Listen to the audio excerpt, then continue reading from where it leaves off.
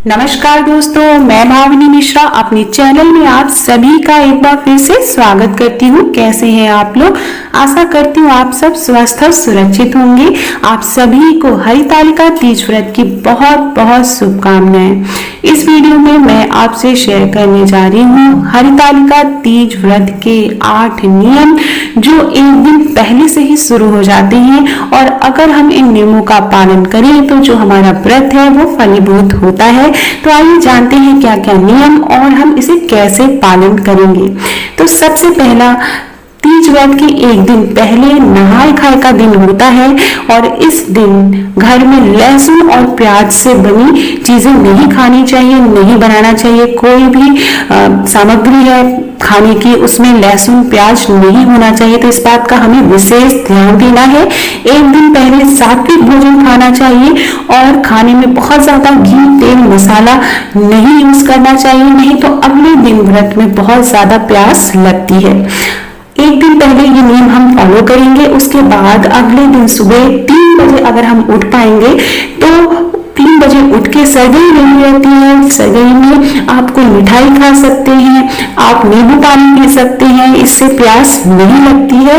लेकिन सुबह उठ के अनाज या अन्न नहीं खाना चाहिए, क्योंकि बहुत से लोग मानते हैं कि 12 बजे रात से व्रत शुरू हो जाता है, इसलिए सुबह उठ के आप पानी पी सकते हैं, मिठाई या फल आप खा सकते हैं। जैसे खीरा खा लें तो आपको प्यास नहीं लगेगी, नींबू पानी। लेकिन बहुत से लोग खट्टी चीजें व्रत में नहीं खाते हैं, तो आप सिंपल चीनी पानी भी आप पी सकते हैं, उससे भी प्यास नहीं लगती है। तो फल खा लें, जैसे केला खा सकते हैं, खीरा खा सकते हैं, इससे भी प्यास नहीं लगती है। थोड़ी सी मिठाई खा के आप पानी पी लें। बहुत सुबह सुबह पानी नहीं पिया जाता है, फिर भी आप 1 या 2 गिलास आप पानी सुबह उठ के जरूर पिए। उसके बाद एक चीज और ध्यान रखनी है, जब भी आप सरगई लें कोशिश ये करें कि अच्छी तरह से आप नहा धो के सरगई लें, और सूर्योदय से पहले ये काम आपको कर लेना है। सूर्योदय के बाद जो है हमारा व्रत शुरू हो जाता है, निर्जला व्रत होता है। दूसरी चीज की, जो लोग पहली बार व्रत रह रही हैं, जो महिलाएं पहली बार व्रत रह रही हैं, उन्हें प्यास बहुत लगती है, तो उन्हें प्यास नहीं लगे, सर में दर्द न हो, तो इन सब बातों का उन्हें विशेष ध्यान रखना चाहिए। तो ये थी बातें। फिर मैं अगला नियम बता रही हूँ कि दिन में आप जब व्रत रह रहे हैं तो आपको किन किन बातों का ध्यान रखना है। पहली चीज, जब आप सरगई लेंगे या व्रत का जब संकल्प करेंगे तो सुबह सुबह आपको नहा धो के साफ सुथरे कपड़े पहनने चाहिए, एकदम साफ सुथरे होने चाहिए। लेकिन जब आप प्रदोष काल में शाम के समय पूजा करती है, जो व्रत की पूजा करती है, उस समय आपको नई साड़ी पहननी है, या साफ सुथरी होनी चाहिए, नई होनी चाहिए, या आप अपने सुहाग का जोड़ा भी पहन सकते हैं। अगर आपको लगता है मन में कोई शंका है तो आप उसे गंगा जल से पवित्र कर सकते हैं, तो ये आप कर सकते हैं। दिन में जब भी आप व्रत रहें, किसी को अपशब्द नहीं बोलने चाहिए, किसी से लड़ाई झगड़ा नहीं करना चाहिए, भगवान शिव और माता पार्वती को याद करते रहना चाहिए, ओम नमः शिवाय का जाप करते रहना चाहिए। और जब व्रत शुरू हो जाए तो उसके बाद आप सोए ना, इस नियम का पालन भी आपको करना है। दिन भर आप भजन कीर्तन या आप कोई किताब पढ़ सकते हैं भक्तिमय, या गाना सुन सकते हैं भजन कीर्तन, लेकिन कोशिश ये करें कि दिन में ना सोए। इस नियम का भी हमें पालन जरूर करना चाहिए। उसके बाद अगला नियम है कि जब हम पूजा करें तो उसके पहले हमें सभी श्रृंगार करने चाहिए। हाथों में मेहंदी होनी चाहिए, पैरों में आलता होना चाहिए, बिंदी, सिंदूर, कान के झुमके, जो भी 16 श्रृंगार होते हैं वे जरूर करना चाहिए पूजा करने से पहले। उसके बाद ही पूजा करनी चाहिए। तो इस नियम को भी हमें पालन करना है। हो सके तो नई चूड़ी और नई साड़ी आप जरूर पहने व्रत में। फिर वही साड़ी, ये अगला नियम है कि अगले दिन सुबह बहुत से लोग रात में ही पानी पी लेते हैं 12 बजे के बाद।